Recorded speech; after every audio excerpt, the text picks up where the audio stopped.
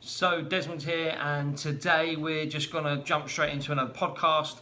And today we're talking about, is block management broken? So we're going to try and explore that and see what, some of the views are. There's lots of people saying things about using that headline, or saying block management needs to be fixed, or leasehold hell, so on and so on. And it's a narrative that we need to kind of explore and maybe understand. So when people are talking about the negative, and when people are talking about what's wrong and some of the issues, it becomes quite a dangerous situation in my mind, where all you're hearing is that narrative, and you're not hearing anyone else really come out and say, actually I don't agree, or actually coming out of a different side of an experience. So we're getting in my opinion, a very one-sided picture of what's going on in the industry, and also what's happening in terms of it's what some people are saying, try to fix it. So I just think that let's explore that. Let's explore what some of the people are saying, or what people, certain views are in relation to the leasehold sector, and also and I think I want to try and give that some balance. The problem that I sort of have with the narrative that we're getting is because no one's coming out and defending it, or shall I say, because no one else is coming out and challenging it or giving a different point of view. Certainly not agents or managing agents, because if you say anything, it kind of feels like you're almost defending any of the bad practices that may exist. So just as an example, if we think of leasehold houses, which anyone knows, you've only got to say leasehold houses and it sounds weird, because it is weird, so of course I don't believe many people will defend that, as a thing, as a situation, that is avoidable. However, again, because of that situation and leasehold houses, people are saying the industry is broken, leasehold is broken, and that's not true. Leasehold houses is this tiny, tiny thing in this huge, complex industry. So to say leasehold is broken on the back of this one thing, now I'm not suggesting the problem's small, and I'm not suggesting it's not relevant enough to give it the media or the view that's coming out. What I'm saying is that it's wrong to have the narrative that leasehold is broken on the back of some of these issues. Certainly not without talking about all the positive and all the good and all the amazing things that are done in the industry, and the amazing service that is given by lots of people and lots of companies in the sector. So that's sort of where we want to start. But let's just jump into what are people saying. So if we you've only got to pick up the paper or go online, and there's it almost feels like every week there's another story. And the main stories that I feel that have dominated the headlines in terms of leasehold being broken is the leasehold houses, which is primarily, for those not familiar, is you buy what would be typically a freehold house, but in this case it's given a lease on an estate, on a new development, but it is a house in a traditional sense. There's no communal area. It's tends to be 2-storey, has its own garden, front garden, like any other normal sort of, whether that be terraced or semi-detached or detached house on a new build development, but they're granting them leases. Now, obviously, as everyone will know, who understands leasehold, that leases have loads of restrictions, and leases have loads of things that you have to do, like, for example, pay contributions to maybe the estate. And there's certain other restrictions in terms of the property.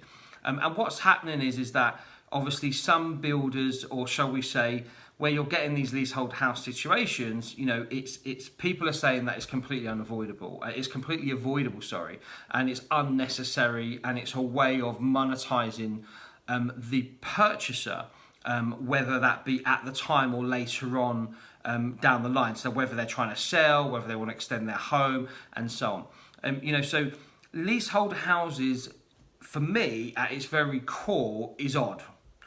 I don't personally agree with it. I think it's a bit weird, And but the only thing I would say, though, to give balance to that kind of argument, now I'm not a purchaser, I don't manage property where there's leasehold houses, so I'm really, I suppose, an outsider, but just as an agent who looks after leasehold property, it is a bit of a weird one. However, what I would like to say is that these houses are sold subject to contracts, that being one of them.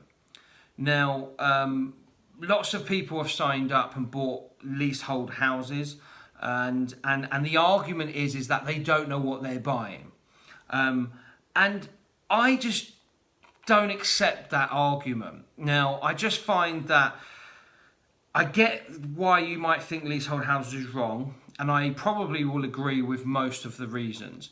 One reason I won't accept is that the purchaser is unaware of the restrictions or the contract they're entering into in relation to that lease. And also, so for me, that just, I don't accept that. Because when you purchase a house, you have legal representation. You have a conveyancing solicitor who points out these types of things. It's the same way when you buy a leasehold flat. They point out some of the restrictions and some of the things you might want to consider as part of that purchase. So to all of a sudden go, oh, well, they don't know, they're ignorant, I just think that's a weak argument, and I don't accept it, because I think at the end of the day, when you purchase a property, it's the same way if you were buying a freehold house. You have to do your due diligence. And I think I don't personally understand that argument. I think the principle behind leasehold homes is something that it doesn't feel quite right, just in terms of putting someone into a leasehold or entering into a leasehold arrangement on a house.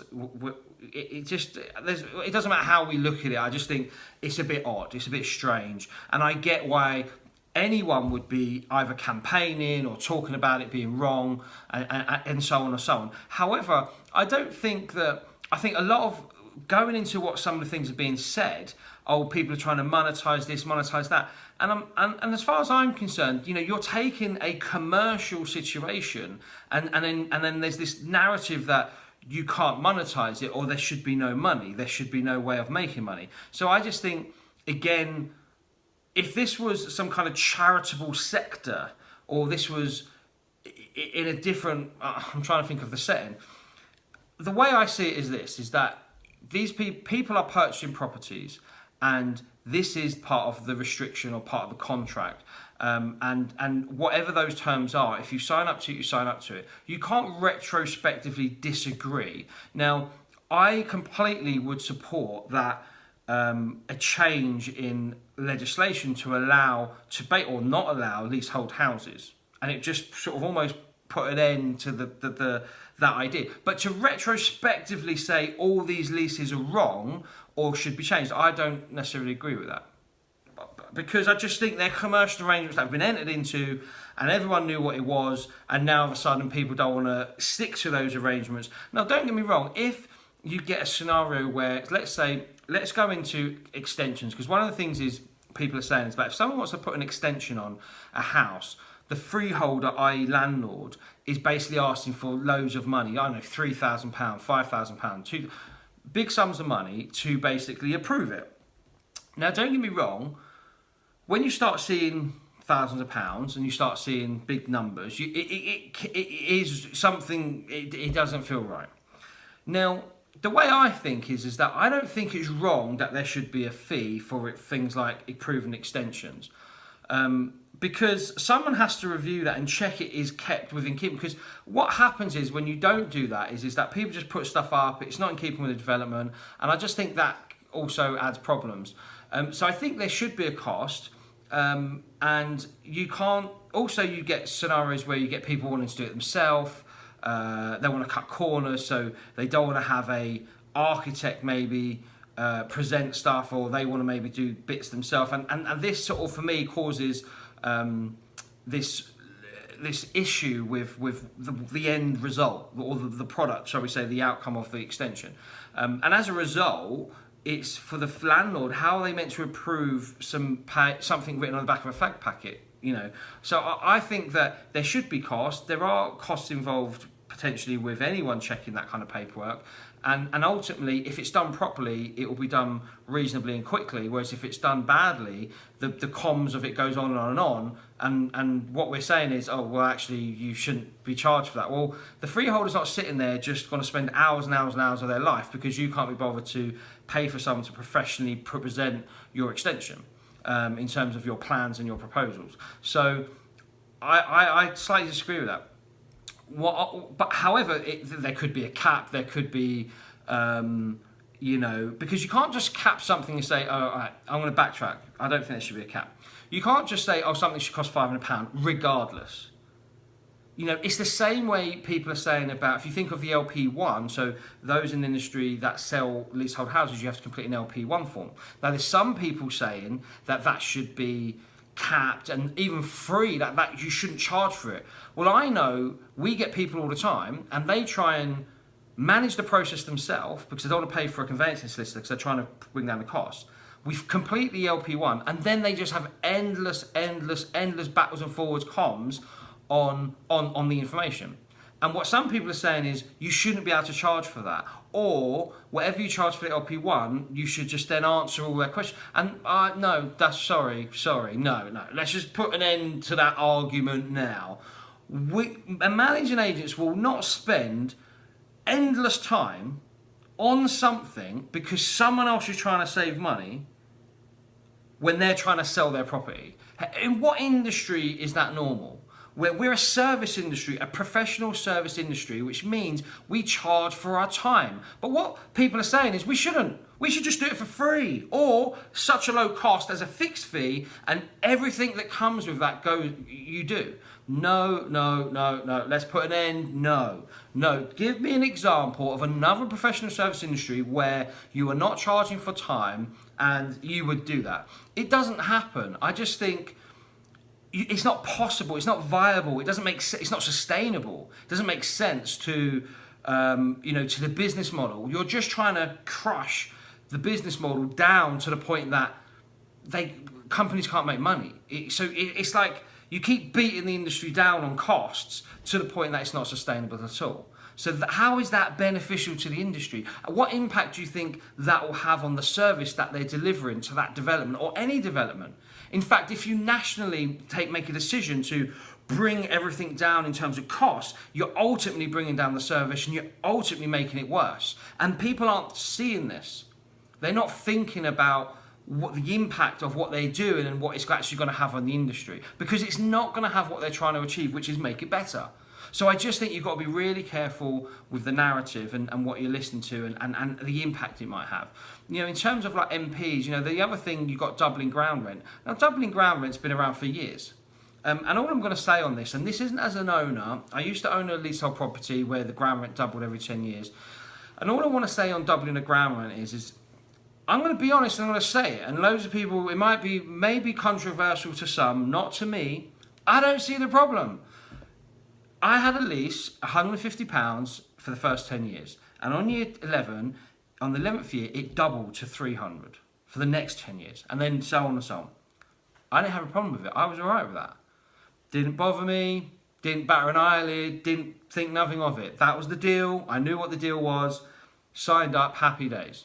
Sold my flat, made good money on it over a few years. Didn't worry about the few £100 really that I'd spent on ground rent over those years. Didn't have a problem. Now what we've got is people going, oh, that's a big problem. Is it? I don't see what the problem is. Now, where people are doubling up ground rent on very short timelines, so let's say every 2 years, 5 years, and the cost of ground rent's really high, so you're going from £500 to £1,000 and it's over 5 years, and of course, I get the problem. I'm hearing the problem. I understand the frustration, or I understand the concern, right? But again, to suggest that the industry's broken on the back of something that's been around for many years, no, I don't buy it. It's not. Is it something that should be looked at maybe from the government in terms of, because they feel that is something that they could do better?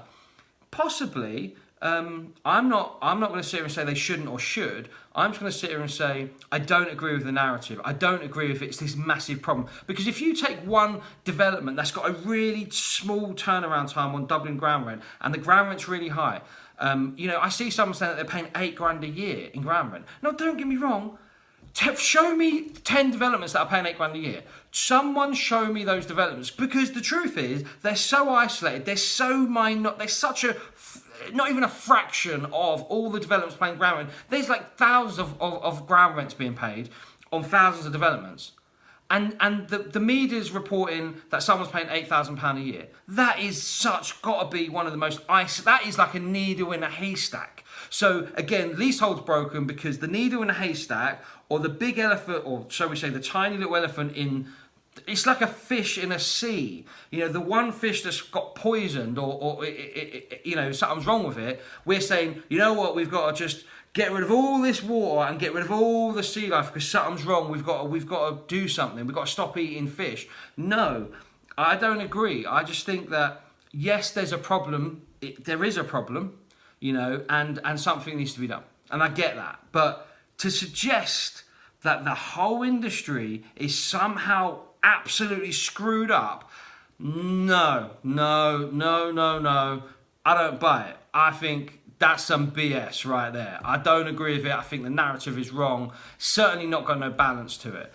And also I think when you have a story, there's got to be balance. You can't talk to one leaseholder, two leaseholders, three leaseholders who've got really unfair terms on their lease and go, oh, these are the unfair terms and look at how bad it is. Okay, what about all the people that are completely happy with their leases? What about them? You're not talking to them. So let's just change the legislation. Let's just change the industry. Let's just change everything on the back of that. No. Wrong approach, in my view. I don't agree with the narrative, and I want to keep saying it. When we think of, all the companies in the industry, this is a service industry. And what I find strange is that the business models are being attacked. So, for example, years and years, people are like, your management fees are too high, your management fees are too high. So the industry's gone that way in terms of management fees. Over years, you think the management fees is service industry, you think slowly would rise, right? That you'd see this, even if it was just based on labour cost versus operational cost, which all rise. No, but not the actual management fee we charge. People want to see that come down because that makes perfect business sense. Because as a business or as an industry, that's obviously clearly sustainable. Excuse my, me being facetious. It's not sustainable. You can't have everything rise and then bring the cost down in terms of what's being charged. It doesn't make sense. I mean, who are these people saying this? Do they run their own businesses? They have commercial enterprises. Have they ever run a business? Have they ever made profit? Do they know how to make a profit? Do they understand what a business model is? Because let me tell you now, if everything goes up and your costs come down, there is a big shit problem. And I'm pretty sure anyone who runs a business will agree. That is not sustainable. These two going in the wrong direction, costs higher, charges down. Problem. Long-term problem for the industry. And we're seeing it now. I'm seeing, agents, they're saying, for years they were saying agents can't take commissions on insurance, which, fair enough. They're scrutinising that. Basically what they're doing is that they've picked holes in every element of the model of where an agent makes money and gone, no, you can't do that. You can't make money. No. What we want you to do is just run a business, someone just out of the goodness of their heart, not really make any profit and, provide an amazing service. And by the way, you're all going to have to be qualified because we want a really professional service. One that is, $1 million. But by the way, you can't really charge any money because, we think you should pretty much do it for free.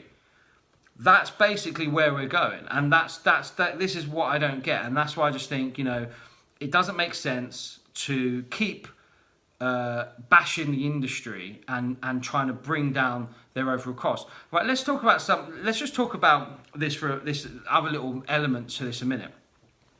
Housing associations. So why? I'll give you a scenario. So housing associations, and I'm not anti-housing associations. It's great in terms of the portfolio and what they provide as a service. And I'm not knocking that as a sector. But what I am knocking as a sector is the model. Right, so we have a number of housing associations that we look after in terms of that have got elements or a certain amount of units on some of the stock we manage. We manage the block. They're like the leaseholder and they have a sub-leaseholder. We charge them £2,000 a year, and within that is a £300 management fee. They then take our bill, our service charge demand, create another service charge demand that they give the leaseholder, and the management fee they charge them is nearly £500. Someone tell me about that. How does that work out? No one cares about that. No one cares that L&Q, London Quadrant, done £40 million profit in 2017 or 16, and they're meant to be a charity. No one's batting an eyelid. No one. And this is going on in all the housing associations. They're absolutely coining it, shall I say. No one cares. No MPs batting an eyelid about it. I'm not hearing anything. No one's saying social housing, providers need more compliance, need more control on cost. No, everyone's bashing the private side. Everyone's bashing the private sector. And I just think, again, I think it's every time I hear an MP say anything about leasehold, I just think it's a little bit political, and I just think it's this dangerous sort of like, let's talk politics and talk about, which you could just influence and mess with the whole industry. And that's what I'm seeing. But what just to summarise, what I want to see is that, more people come out and say, do you know what? Enough is enough. I don't agree with the narrative. And if you're going to talk about that, talk about the balance, give it perspective, speak to some people who are happy when you're speaking to some people who aren't happy. Speak to some agents that are doing amazing work if you're going to talk about agents doing crap work. Speak to some freeholders that are doing amazing work if you're going to talk about freeholders doing some crap work. So even freeholders, that's another one. Let's just bash the freeholder. There's plenty of, I'm sure, freeholders that are taking liberties. But I know for a fact there's plenty of freeholders that aren't. And they're doing the best they can do in terms of them being a freeholder. But yet, they're considered, as soon as you say they're a freeholder, they're sort of somehow, there's this bad taste, and there's so much bad blood been, or shall we say, bad stuff been said about them, that they're just almost like scum. And they're not. Some of them are amazing. They provide great services to their portfolio, as they should. And they're doing a cracking job. But no, if you say the word freeholder, they somehow, and because they make money, because again, you're not allowed to make money, some people are saying it seems to be wrong. I don't know who's meant to make money, because I don't really get, people always don't understand commercial enterprise, but freeholders aren't obviously allowed to make money when their whole business, like any business, is set up to make money. So I don't get the problem is. But anyway, look, let's just summarise. The way I want to summarise this is, look, be careful on the narrative that you listen to, and just make sure all sides are represented. That's all I'm saying. Otherwise, it's a completely imbalanced view. That's my point. Okay? In terms of the industry and is leasehold broken? Leasehold's not broken. Leasehold's got way more great companies in it than there's ever been. But the service for lots of agents is high, and the costs are low. But yet, despite that, despite the profit margins maybe not being as high really as they should be, and they being quite low, despite that strangle that they have in terms of trying to make money, despite the challenges they have with trying to make money, despite all that, there are some amazing companies, and there's a lot more of them than not. And there are some amazing people, professional in the industry, who have been in the game either a long time or a short time, but doing a cracking job. So leasehold is not broken. Yes, there are some things that need fixing. Yes, there are some things that we should look at and spend more time understanding to see if there can be improvements made. But like with everything, you have to look at the wider picture, the bigger picture on the impact it will have on the industry. So you can't just make one change that could have a domino effect that has a negative impact on it. So my view is, look, stop bashing the industry. It's not broke. That's all I want to say. It's not broke. Leasehold is not broken. Leasehold is a great sector within the property industry that is doing loads of amazing things. And like any industry, there are some things that need to be improved. And there are some things that are really not quite right where they are now. And they need urgent addressing and urgent scrutiny to resolve and make better. I agree. But I just want to leave it on this, is that leasehold is good. You know, it's gonna get there. It just needs the right people coming forward. You know, I'd love to hear more from managing agents and people in the industry supporting this idea that it's not broken. Because it's not even, I just want there to be more balance. So, you know, to get this balance right, we need more people coming out saying that leasehold is not broken. And maybe that's the hashtag, leasehold is not broken. And let's just leave it there. Hashtag leasehold is not broken. Thanks for listening. Hopefully you enjoyed it. If you want to subscribe to the YouTube channel or the weekly podcast, please do. That would be great. And any feedback on the shows or the video, please put it in the comments, because that's what it's all about. Hopefully the content is stuff that you're interested in. But in the end, if it's not, you need to say. And hopefully we'll create content that you do like. All right, thanks for listening, guys.